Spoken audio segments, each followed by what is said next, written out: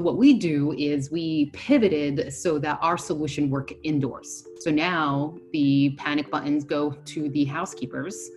We work directly with the hotel owners and general managers to outfit their buildings with our technology. And if anything happens, they push a button, we triangulate their location and summon help to exactly where they are.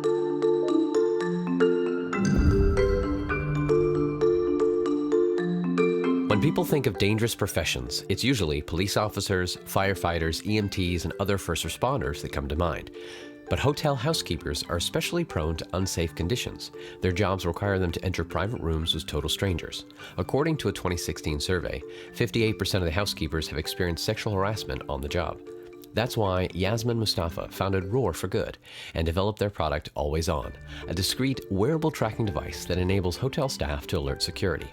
In this episode of UpTech Report, Yasmine walks us through the inspiration behind the device, how they've worked to deploy it in the private sector, and where it could be applied in the future.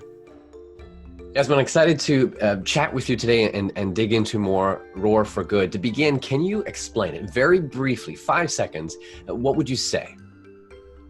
What Roar for Good is all about. We are all about cultivating safer workplaces for vulnerable populations. This concept, where did it originate? What was the problem that you saw that you're like, I need to solve this? We started differently, so we pivoted. So if you want to start from the beginning, the problem that I saw was that the violence against women, the stats were horrific, and self-defense tools had been developed by men for men, not necessarily taking into account women's needs. I came up with the idea after backpacking through South America for a few months and just meeting woman after woman that would share a story of a time they'd been attacked or harassed or abused. And then a week after I came back to Philly, my neighbor was raped a block from our apartment building. And the initial idea was, why don't we combine wearable technology with self-defense tools? That is when wearable tech was all the rage, the Fitbits, Misfits, they were everywhere. And really wanted to build something for women by women. And that's what we did. We built a safety wearable called Athena, after the Greek goddess of wisdom, power, and justice. And the whole idea was to have something that was readily accessible. So if you needed it, it was right there versus pulling it out of your pocket or your purse. Something that looked nice, so something you wanted to wear, something that could help deter an attack and call for help. And what we also wanted to do was not just put the onus just on women. This is a problem that is mostly perpetuated by men. And so what we did is we became a B Corp certified company. And what we also did is a portion of the proceeds that we made from the safety wearable, we actually took a portion of that, worked with nonprofits that would work with young kids in teaching them about consent, respect, healthy relationships, and reinvested those proceeds in some of those nonprofits to work on the long-term problem of violence against women, what will actually reduce violence attacks in the first place. So both the purpose of the product as well as the purpose of the existence of the organization to solve that underlying problem. Now you said it's changed. So now how is it morphed and what is it solving? Yeah, how it's morphed is that we changed to go from personal safety to workplace safety. So now instead of someone is outdoors and they feel like in trouble and they push a button and get help, and now you are in a workplace, and specifically right now we're addressing hospitality, hotels. 58% of housekeepers experience sexual harassment on the job. They tend to be women of color, immigrants, 70% speak English as a second language. They're required to clean on average about 15 rooms a day. Every day they go to work, they put themselves at risk. They open those doors and they never know what's on the other side. Unfortunately, they're groped, they're solicited for sex acts, guests are just completely nude, and the power dynamics there lend themselves to a lot of that type of harassment. And so what we do is we pivoted so that our solution work indoors. So now the panic buttons go to the housekeepers. We work directly with the hotel owners and general managers to outfit their buildings with our technology. And if anything happens, they push a button, we triangulate their location and summon help to exactly where they are. We install beacons in every room, and that's basically what identifies a location. All the beacons are connected. So if a housekeeper's in room 409, something happens, she runs down the stairwells, we can keep track of exactly where she is all the time because each beacon will ping each other based on the Bluetooth signal of her alert to be able to pinpoint her location. We will only track once the alert is pressed. But yes, to your point, it's a connected smart system. that allows them to be able to summon help whenever they need it. Your business model is a SaaS, or is it a capital cost that something they just kind of buy the whole program? Yeah, it's a upfront hardware.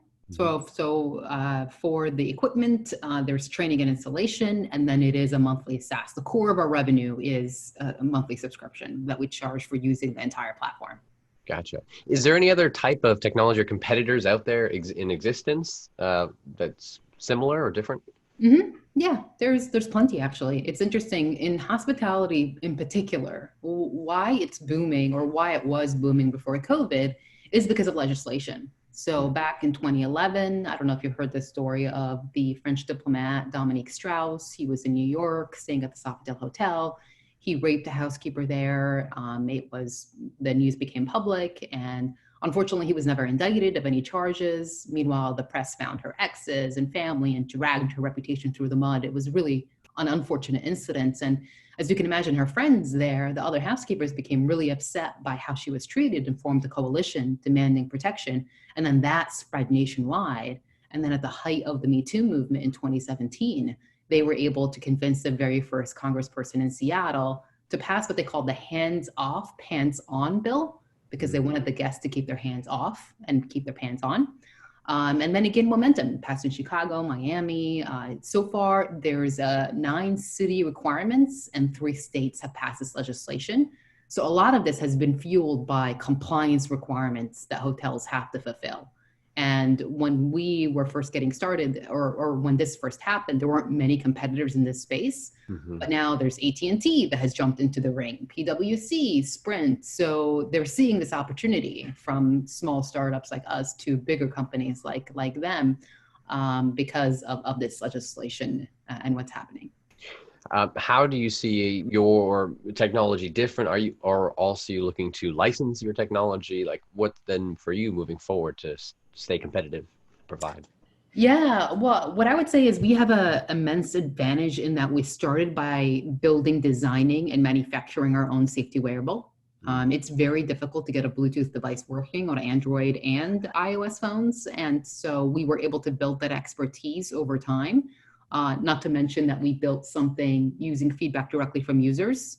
So we made sure it was easy to use, something that prevents false alarms, something that people want to wear, which definitely helped. And then moving and pivoting into this solution that we have now, we've been able to leverage the Bluetooth experience to actually build what is now a patent pending solution.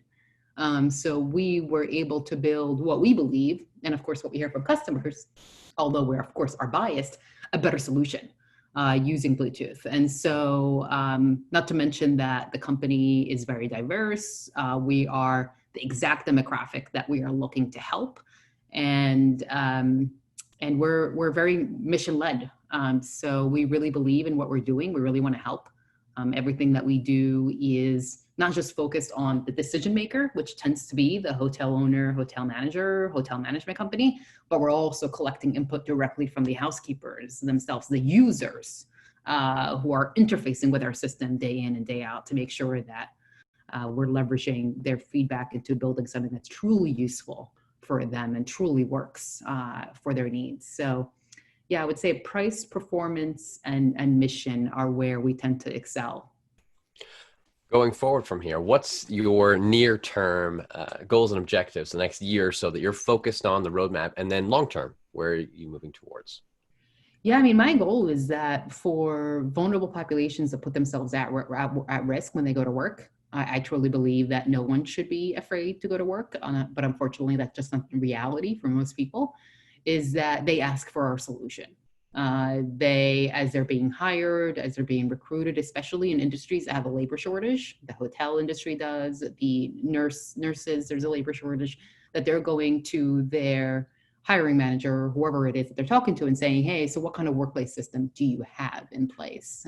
Right now, our short-term objectives are very different because of COVID. So right now we are expanding to healthcare. We're looking to see what we can do to help nurses who experience violence on the job. Something that still boggles my mind is that their nurses are more likely to be assaulted than police officers and prison guards.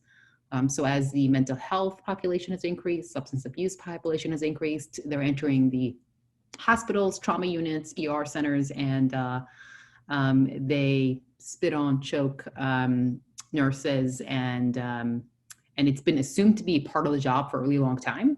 The Me Too movement has also shed light on this violence, and more people are speaking up, which is great. But we're looking to see what we can do in healthcare. But yeah, we've been heavily impacted by COVID. So right now, looking, all right, what other verticals, what other opportunities are there that we can get into and find ways to help? But longer term, what we really see is we want to build an IoT platform that's specifically focused on safety, that is industry agnostic. So if you're anywhere in a place where you want a wireless call system that summons help to your location, our AlwaysOn solution is that for you. Awesome. Where can people go to learn more, and what's a good first step for them to take? They can go to our website. Our website definitely needs a little bit of work, but they can start there, roarforgood.com, roarforgood.com. And in terms of steps to take, I mean, we're always just looking for referrals, people who are interested in taking care of their employees. What we've seen is when you take care of your employees, it actually enhances the bottom line significantly for companies. It reduces turnover, increases employee satisfaction, morale across the board. And some companies are looking more at short-term benefits versus long-term benefits, but those long-term benefits are there. It can make a huge difference.